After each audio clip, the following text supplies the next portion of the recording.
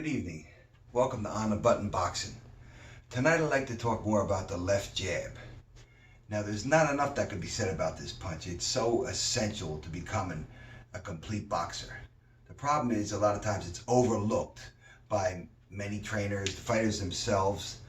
They think once they've learned this punch, you're kind of got the knack of it, they want to be rushed along to bigger and better things like the right hand, the hook and everything.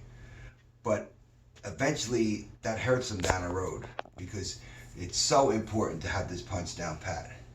Now we know the left jab is used for offensively to keep our opponent, we move in behind it to get to our opponent. This way we're moving in safely, not moving in like a robot and vulnerable for counter punches. Secondly, we're also using it to find the range as a range finder.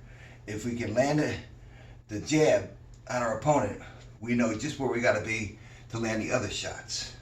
Plus, finding a range, we'll know where we have to be able to hit, but out of range, not to get hit. Defensively, we're using it to, as our opponent's coming in, to slow him down, keep him off, moving side to side, break his rhythm. Okay. Now, with this punch, you're seeing a lot of younger fighters, even professionals, they throw it, they kind of push it, put a lot of labor into it. It's like this sidearm, winging it. And that's not placing it anywhere. You want to be able to place it somewhere. Throw it with finesse, where you can just put it where you want it. Keep it loose.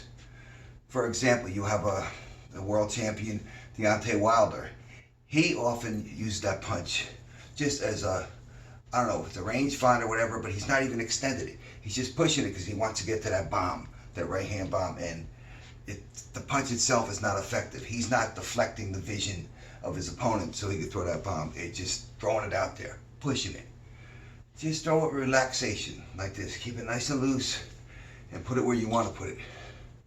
You got to almost, as an analogy, think of yourself as a cobra. The cobra that strikes and goes back and forth like that.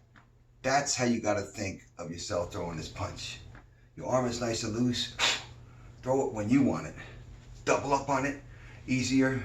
This way it prevents the counter punch. And being that loose, we can either 4 punches like that. 4 points, that quick. So let's work on that. Hopefully it'll work for you. If you like this video, please subscribe to my YouTube channel, which is On the Button Boxing with Uncle Robert. And please feel free to leave a comment. Thank you.